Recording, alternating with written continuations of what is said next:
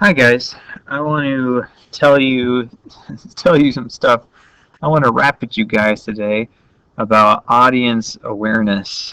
Audience awareness. So, in order to do effective persuasive speaking, it's important to think about who's listening to you. You're not just speaking to any old group of people. You're not talking to yourself. You're not just talking to me.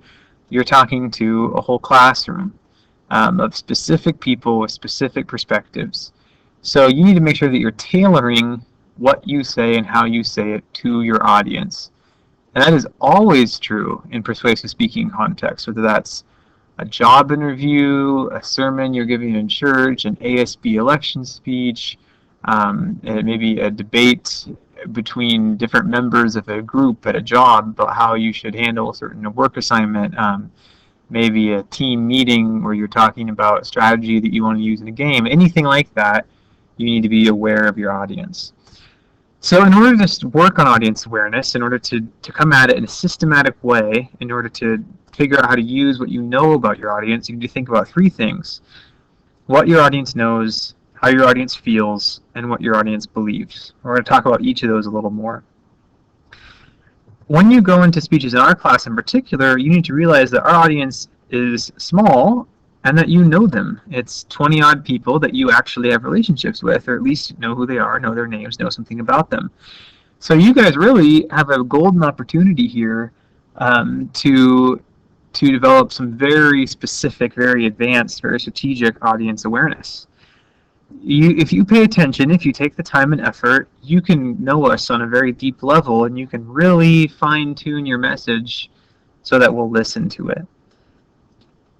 As you seek to know your audience and as you prepare for your speech in this class, don't be shy about actually asking us our opinions. Don't be shy about being proactive and strategic about that. Walk around the classroom, hand out a survey, ask people questions about your topic. Find people who disagree with you and ask them to explain to you where they're coming from so that you can better address their concerns and better speak to their perspective. Make sure that you have an idea about what maybe people have already learned or already talked about in classes here at King's about your topic.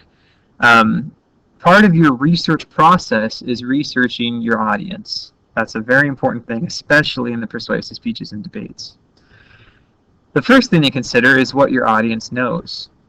So with any topic, even the topic of the speech about yourself, it's important to frame and contextualize the topic. It's important to give background information. However, while you're doing this, it's important not to bore people. It's important not to spend too much time telling your audience things that they already know. You can go wrong the opposite way, though, too, where you tell people things that they don't understand, you don't give enough context. Either way is a very easy way to lose an audience. Either way, if you say too much or if you say too little, people are going to get bored, frustrated, etc. So you need to make sure that when you give background and context about your topic, that you're giving just the right amount and that you're really meeting people where they're at and telling them what they need to hear in a manageable amount. Even if your speech is not very informative, even if you're not going to have to do too much contextualizing, you still should think about what they know. Because as you go, you need to think, do I need to explain this more? Do I need to define this term more? Do I need to, if I mention some person who's significant in this field, do I need to say who they are? Are there abstract ideas? Are there underlying concepts that I need to explain? Do they have to understand some things about me? Maybe I'm just assuming that everybody in this class knows that I have some connection to this topic, but do they or not? In persuasive speaking, it's this simple. People can't agree with you if they don't actually know about the issue at all, and they won't really want to consider your opinion, or they won't be able to consider your opinion fully if they have a sense that you're not telling them anything new. So whatever the context, addressing what they know and planning for it and executing it strategically is important. The next step is how they feel, thinking about their emotions, thinking about how the context of your pathos, basically. You are going to be trying to speak to their emotions. Like I say here, every successful argument should have some pathos. Every successful argument should address emotions. You need to think, your audience different audiences are going to be so different in this area. When it comes to trying to make people laugh, trying to touch people emotionally, trying to make them take things seriously, to be upset about things, to be, desire to change things. If you want to avoid making them feel too uncomfortable or too embarrassed, audiences are so different in this area, and you need to be thoughtful about what your audience is actually going to respond or not respond to. Emotions are very personal. You can't just make assumptions here. You need to carefully prepare for your pathos, and you need to approach people's emotions in a way that is respectful and effective, not in a way that's manipulative and not in a way that doesn't really resonate with them at all. Finally, you need to think about what your audience believes. You need to think about their values, and you need to think about their convictions. This is sort of the most obvious part of it. Everybody might think like, oh, I don't want to say something conservative because my audience is liberal, or I don't want to say something liberal because my audience is conservative, or whatever. We're aware of this in a way, but we also know that knowing this doesn't necessarily make it easier. It's difficult to deal with no matter what. When you're dealing with this sort of thing, when you're trying to be strategic about your audience's opinions, it's always important to start by trying to have a deep understanding and making sure that you don't have any blind spots. You want to make sure that you don't just assume things about your audience. You want to make sure that you don't say things that might offend them or not resonate with them because you forgot about the possibility that there was a certain sort of person in the room or something like that. Now, doing this doesn't mean that you just only tell people what they want to hear. It doesn't mean that you never ever disagree with your audience or challenge them.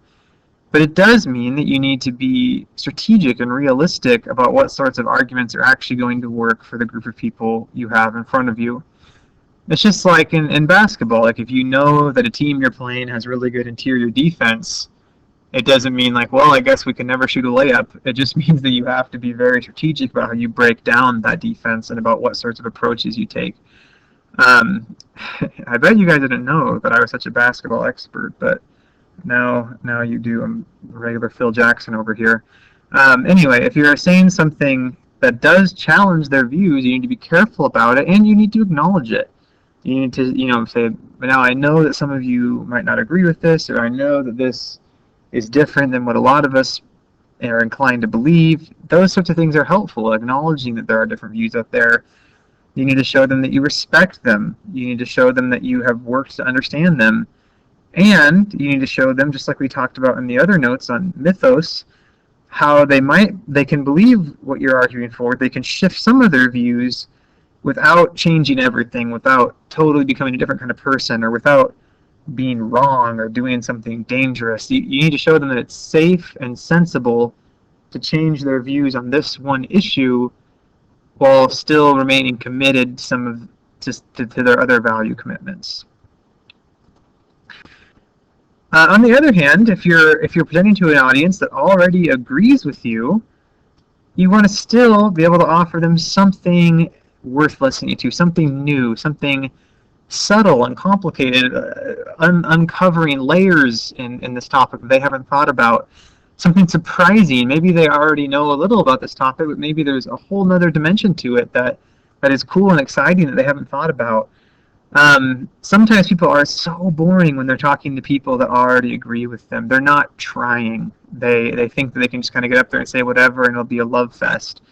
You need to try hard, maybe even harder, when you're talking to people that agree with you, because you're going to have to dig, you're going to have to be thoughtful, you're going to have to be creative to come up with things to say that'll keep their interest and that'll still help them think new things.